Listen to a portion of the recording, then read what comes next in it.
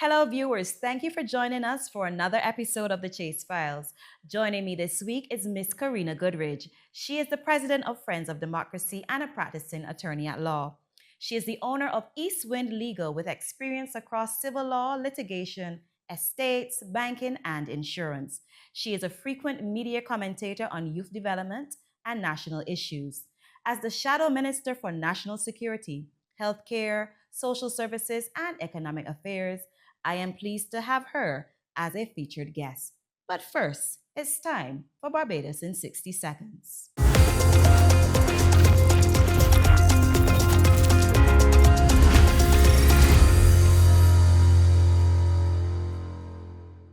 The Ministry of Health and Wellness is advising the public that cases of syphilis are increasing in Barbados. You are urged to protect your health. The U.S. has officially withdrawn from the World Health Organization, leaving the UN agency without one of its biggest donors. Minister of Foreign Affairs Carrie Simmons has dismissed the WhatsApp message claiming Barbados agreed to accept asylum seekers deported from the United States.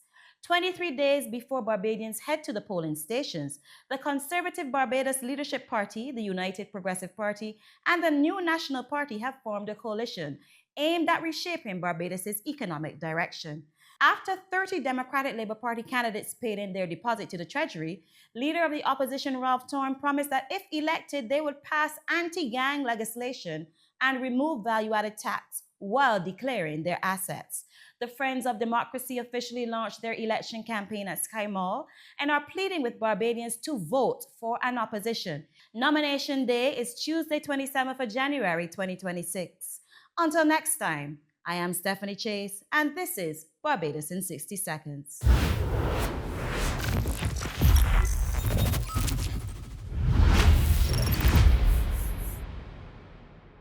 Hello, viewers. Thanks for joining us for another episode of the Chase Files. Joining me this week is Miss Karina Goodridge, the president of Friends of Democracy and a practicing attorney at law. She is the owner of East Wind Legal with experience in civil law, litigation, estates, banking, and insurance. She is a frequent media commentator on topics of development and social issues. As the Shadow Minister for National Security, Healthcare, Social Services, and Economic Affairs, we are pleased to have her here. Thanks for joining us. Thank you for that wonderful introduction. You are most welcome. Thank you so much for having me here on the show. It's a pleasure. I think this is our first time actually being in the same space after you left school. That's so true. And it's been too long, just too long. I agree. I have to say on camera that I'm so proud of you. Oh, I am proud of you too. That's the truth. Thank you so much. Well, let's get straight into the meat of the matter before we do anything else. Yes. I want you to tell us about the ideology behind Friends of Democracy. Yes, well, we would say that we are more so social democratic, like the socialists, because as you know, that ideology states, we believe that the government really would control most of the essentials, and we strongly believe too that the government should provide for the citizens.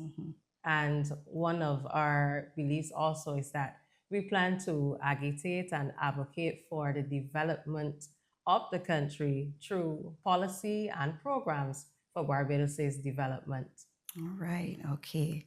So I spent some time going through your manifesto. All right. Yes. Thank you so much for that. Yes. So you actually have it ready. Yes. And I have to commend you on having some good initiatives and policies. And we're going to talk about some of them today. And one that stood out to me was the out-of-court maintenance system. Okay. Because very often we have, you know, the plight of single mothers. Yes. They, have issues with relations with the child father, is not doing what he's supposed to do. They end up in court. You get $35, $50 a week. Yes, yes. Sometimes you get it, sometimes you don't, and then there's a long wait. So tell me about this initiative. Yes, it's interesting that you picked that one because that one is one that I actually came up with, and I know that I've heard about it before from other parties, but I've never really seen it implemented.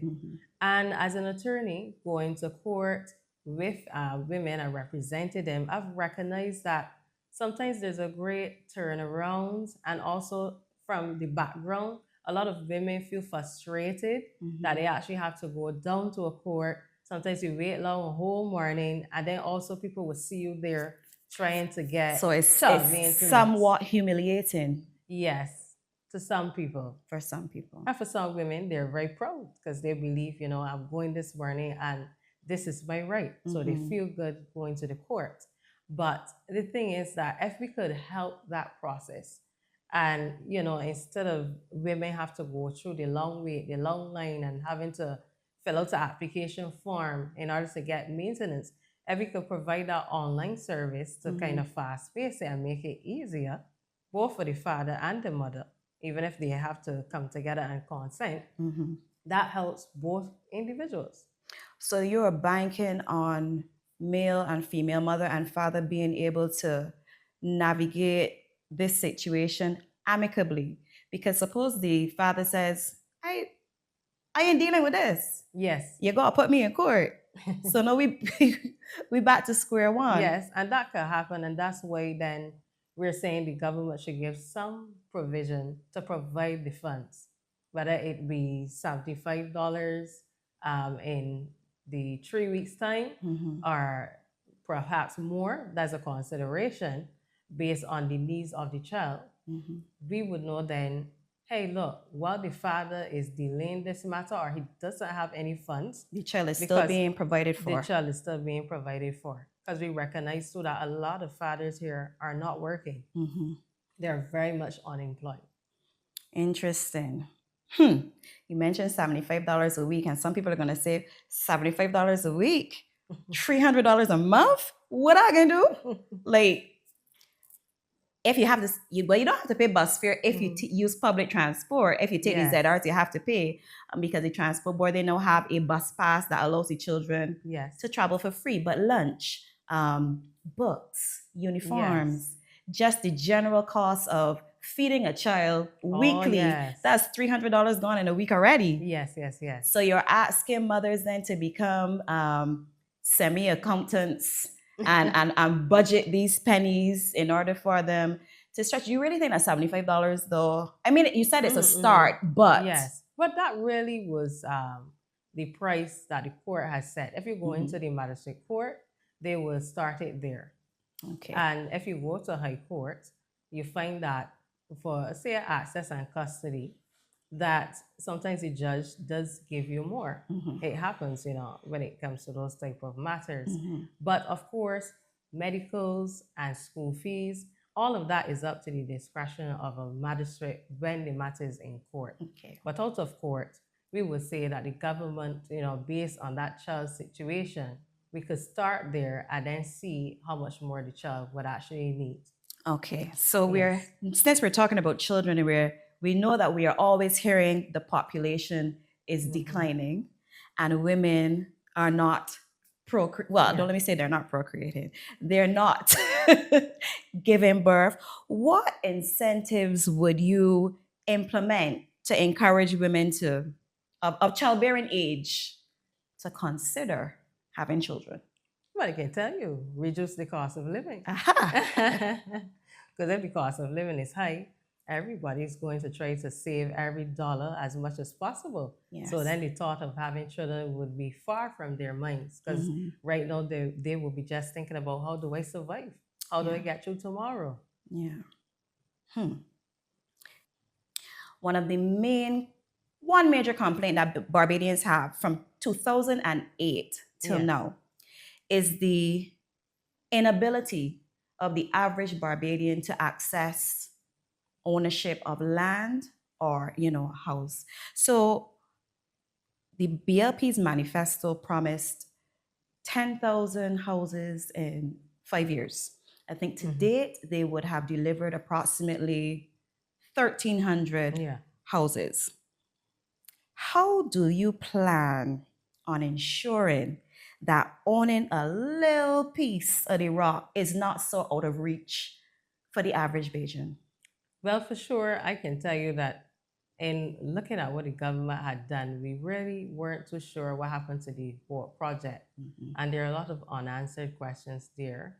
And for us, we want to ensure that we have like a plan for reverse mortgages. And I think that when it comes to housing, there's a lot of mismanagement, and people need to be reassured that look, if I put my name on a list, that I can come and be assured that the housing department is being managed almost perfectly, so that I don't have to wait too long. Yes, so that is one of the ideas. We love the rent to own idea also. I believe in that strongly, that rent to own is very good for Barbados too.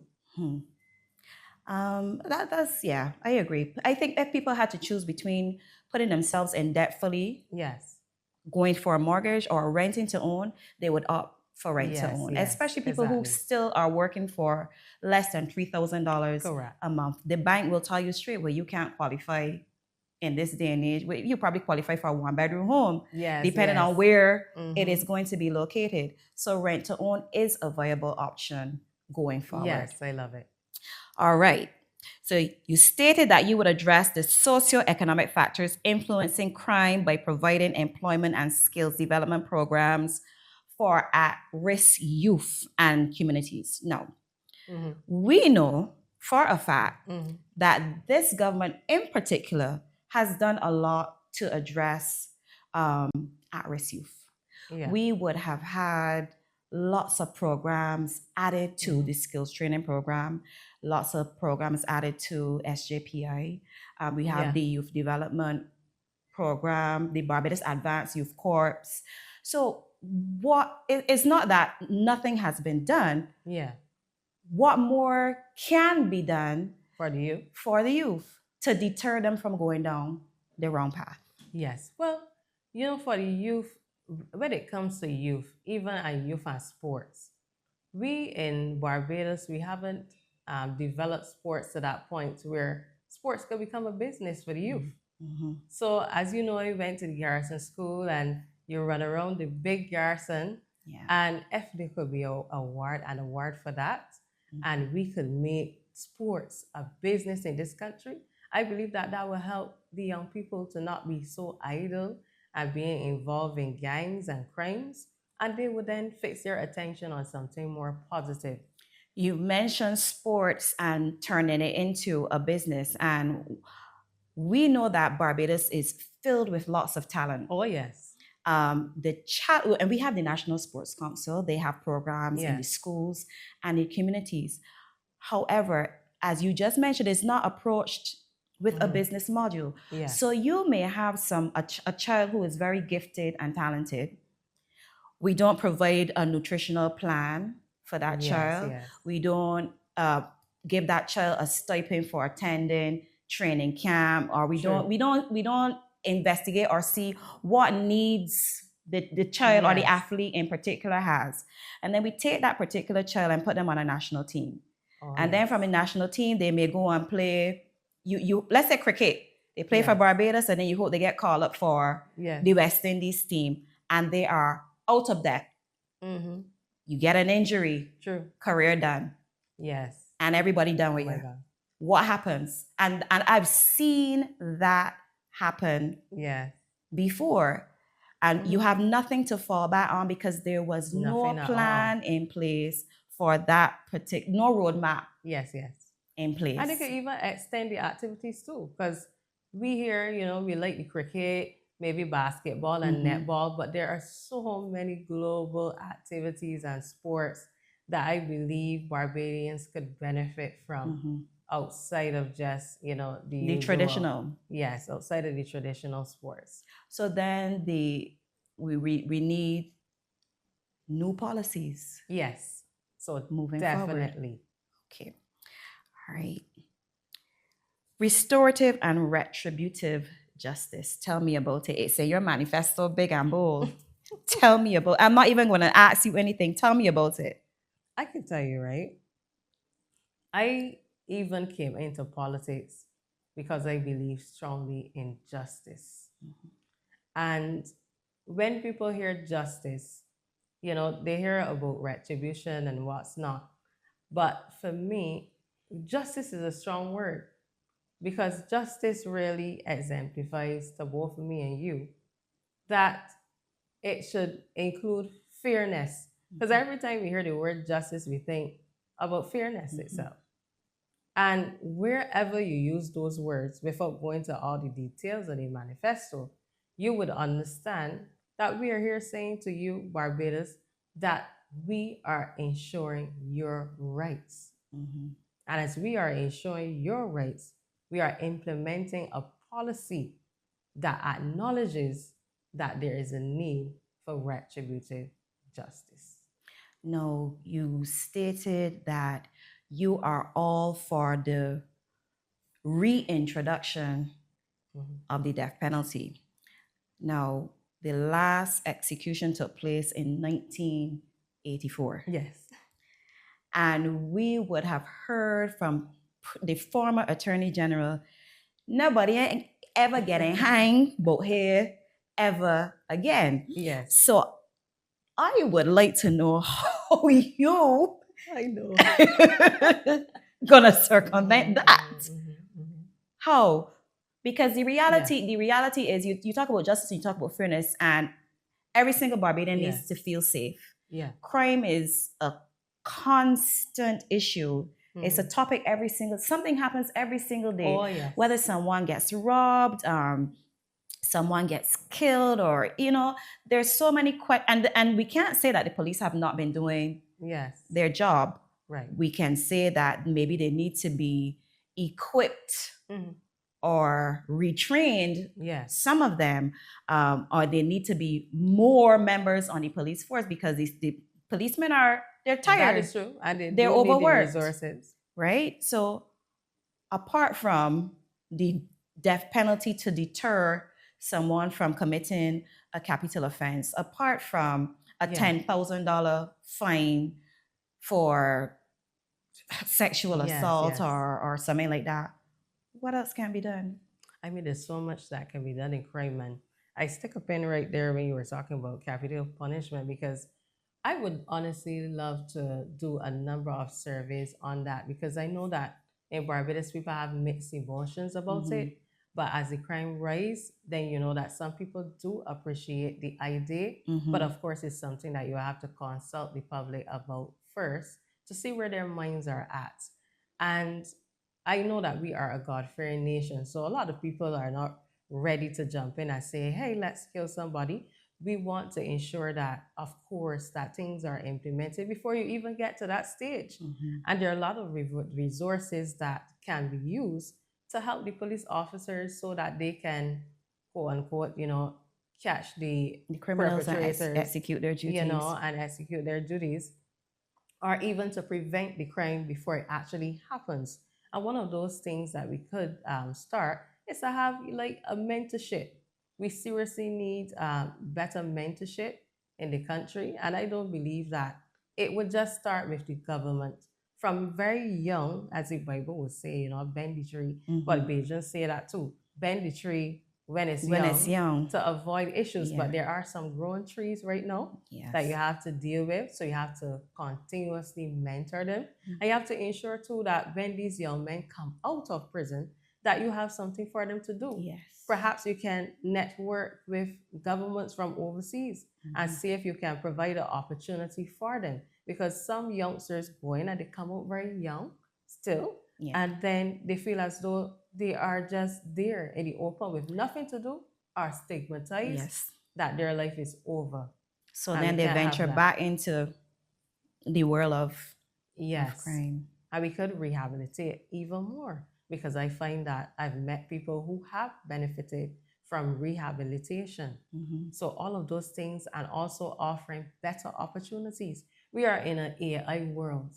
We are in a digital time, modern time, where you shouldn't have to leave home to make money. That's true. You can make money online. So any person who's looking to be idle, they should know, well, you choose to be idle, but there are opportunities for you. If you want to go online and you could create some kind of software that can bring you millions, we are in that time. So we are not no longer in any time where you have to just wait for a job to open. We should be creating these opportunities and showing our youngsters, empowering them to have other ideas. So, what do you say to people who believe that you have all, let's say, for instance, we have all of these options for people not to turn to crime, but then we also have attorneys Yes. like yourself Yes. who may find loopholes in the law to get an accused of an offense that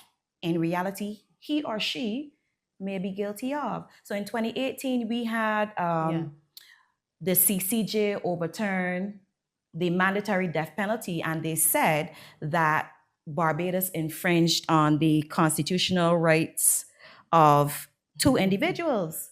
Yes. So the law, I mean, yes, the law is here to Yeah. protect the innocent. It also like it here to protect the criminals too. Yes. Yes. So you know, what do you say to people like when Yeah. a lawyers That's does an get interesting one. when a lawyers does get off the criminals? Yeah. And that is one of the reasons why we got so much crime. No, I'm not saying Yeah. with a lawyer, but I'm just saying, Yeah. right? What do you say to people who think that?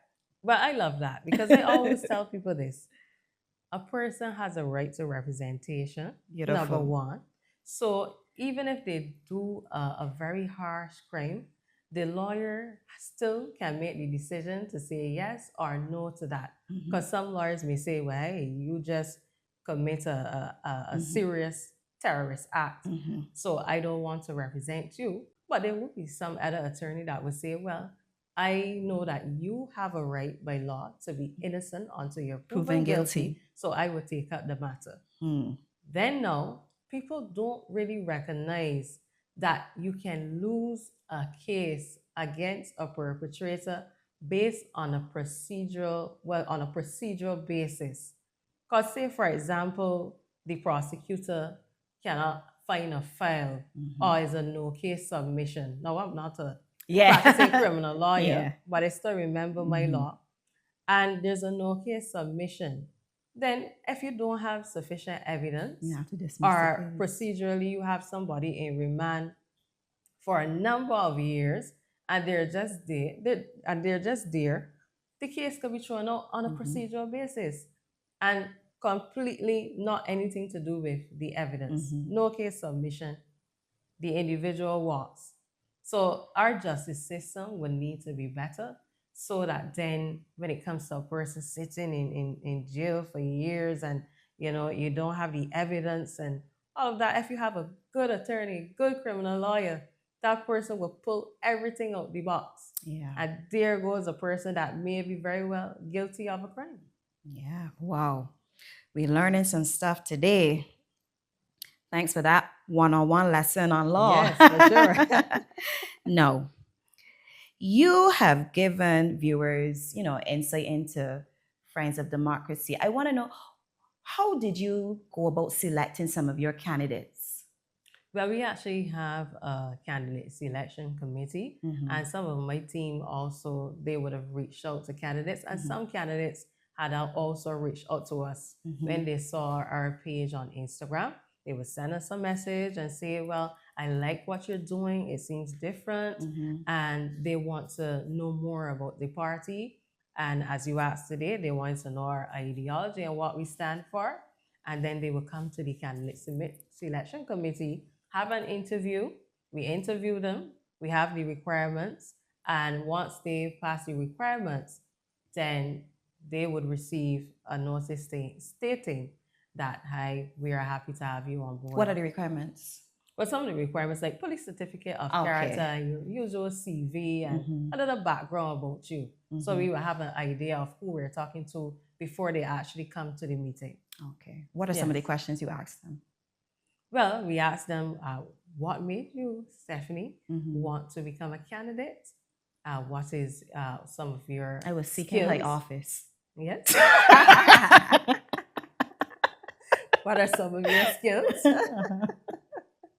Understood. Yes, and we do ask political questions too, to just ensure that the persons that we bring in have integrity and not, just want to represent just for any monetary reasons, because sometimes that can cloud people's judgment.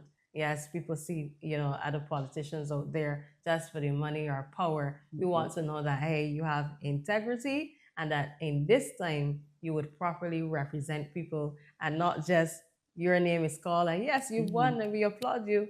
And then we don't find you to the next 3-4 years.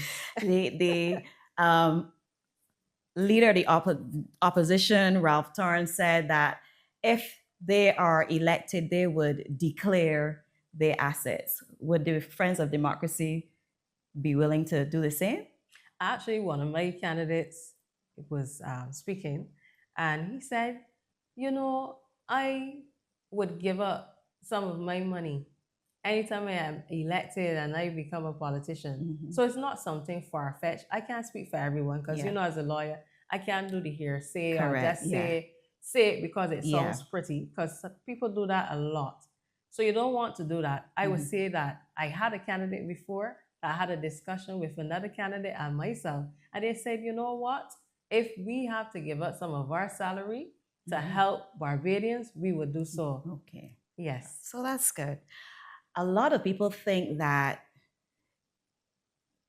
you have been presenting your party as a viable opposition. Yes. And only the opposition.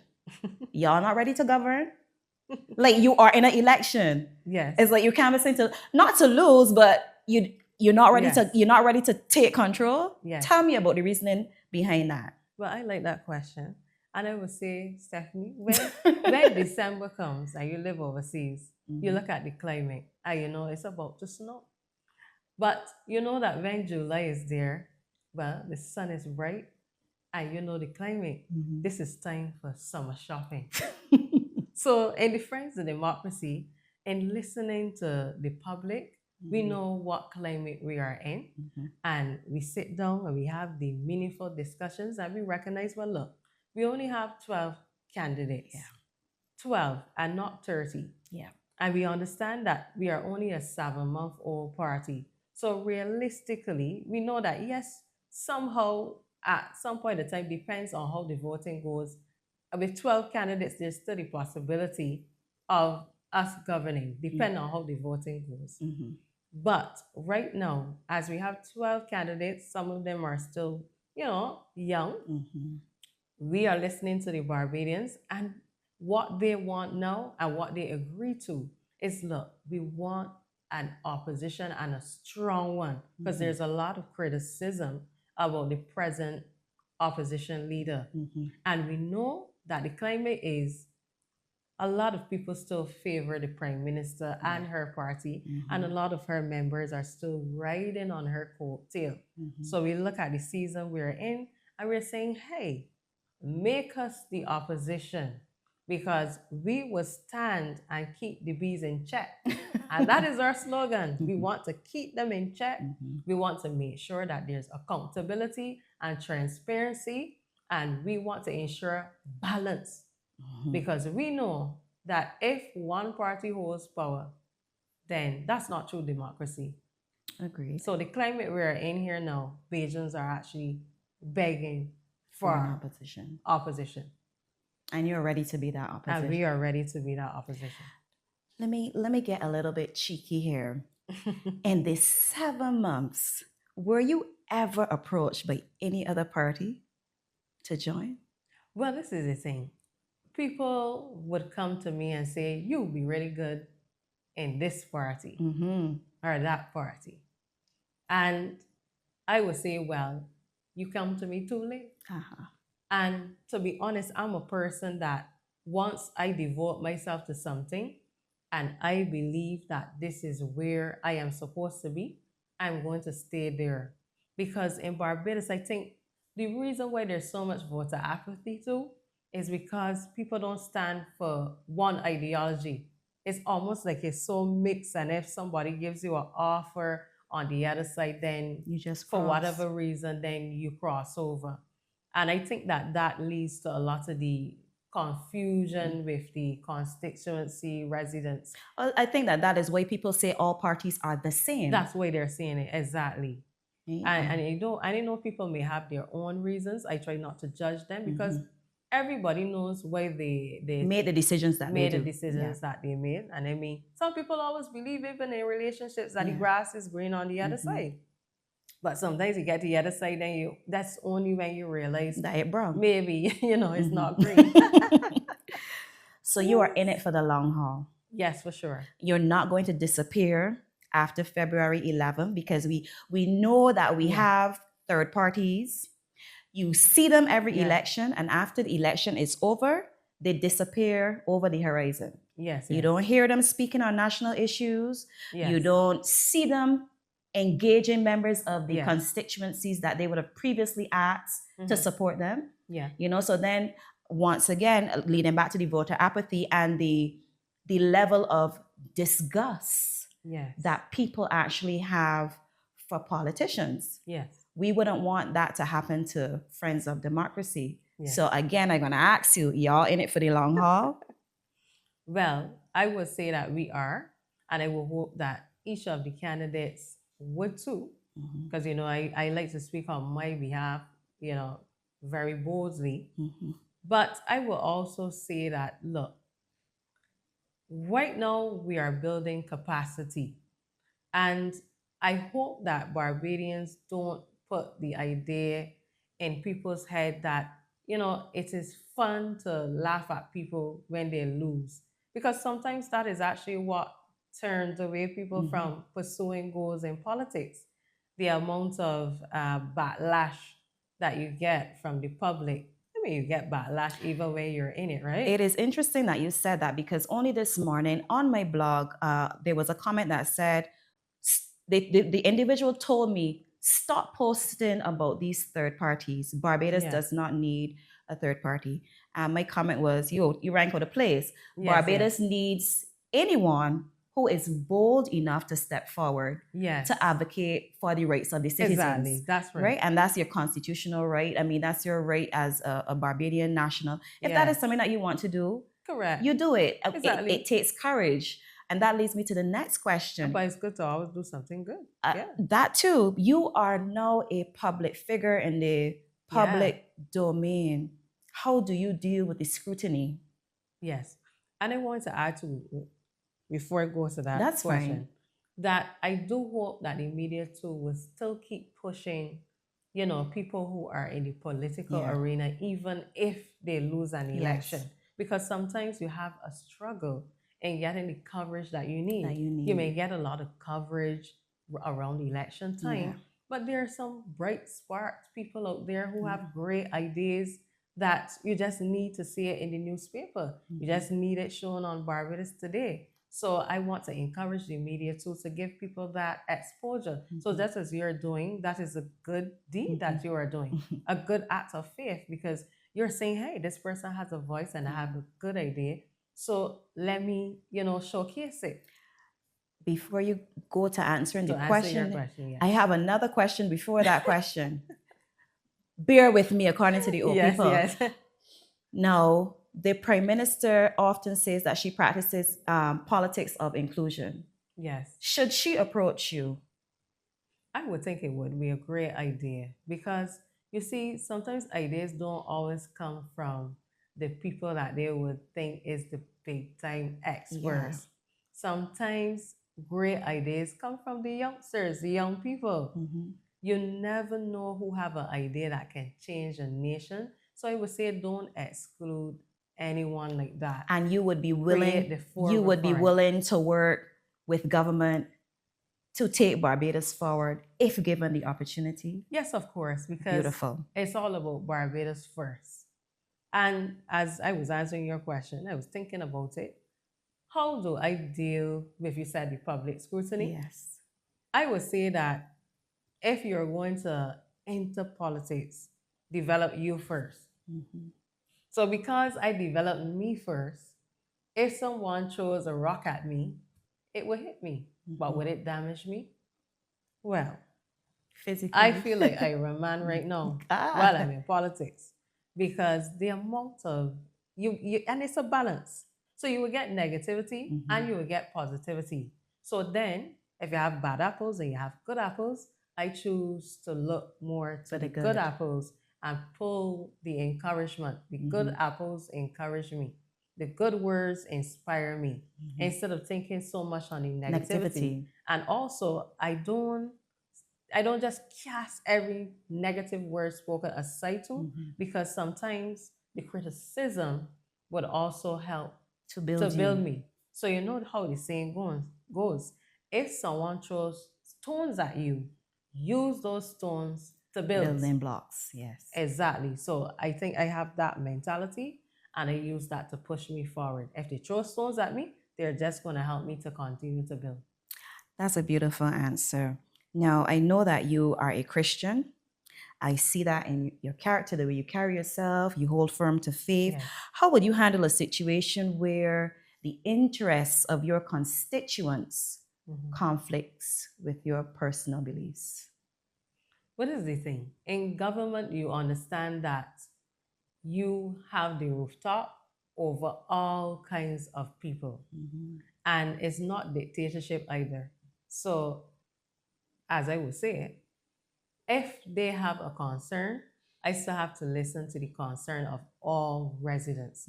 I can't push my Christianity on them.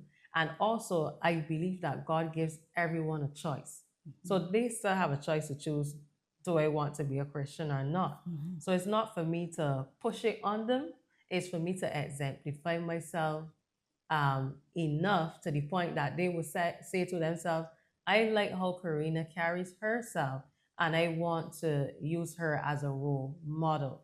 And then when it comes to their concerns, I have to take into account every person's concern, take it to the drawing board, and then see if it makes sense enough to develop a policy that would suit not only one person, but a number of individuals with the same concern.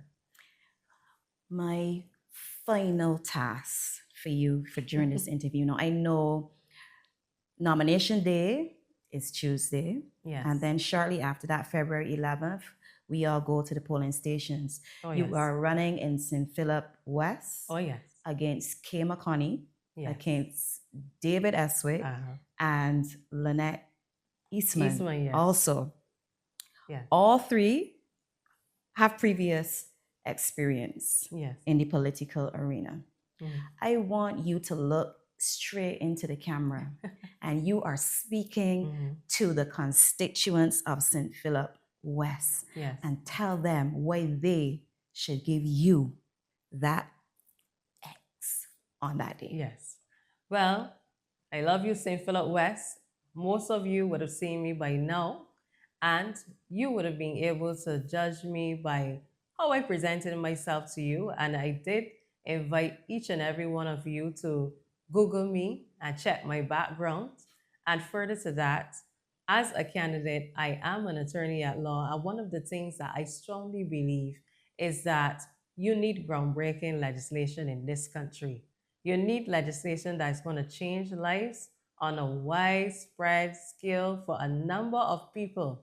You should be getting up tomorrow morning celebrating a piece of legislation that solves a social issue. And I also understand that in St. Philip West, based on the feedback, that you have been lacking true representation.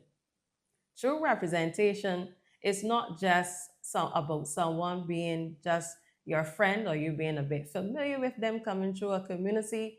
It's all about someone who's going to be a voice for you, who is going to check on you consistently. And if that individual is not going to walk to your front step, they should not forget you. There's nothing wrong with them sending you a card saying, hello today, or a voucher saying, I understand that it's Christmas and I want to bless you with this.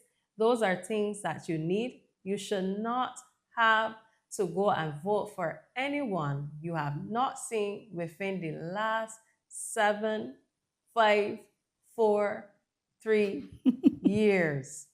You need someone who's going to take your concerns seriously and who's going to also add value to the development of Barbados as a whole. And I have a lot to offer to you, so look out for my manifesto. I don't know if Stephanie's going to ask me what's in it, but I have good things and great initiatives for you. And those initiatives are to suit the elderly, the youth, The initiatives deal with the water issues, with the low pressure. I am going to look at your housing needs. I'm also going to be looking at the VAT policy. I can tell you, I'm going to look at road infrastructure. I understand what you're going through because I have canvas and walk my foot off, and I will continue to walk it off for you. My slogan is fighting for you, and I will continue to fight for you. St. Philip West and Barbados. Well, there you have it. That's Karina Goodridge, the president of Friends of Democracy, the candidate representing that very same party in St. Philip West. I thank you for being my guest. And until next time, you've been watching The Chase Files.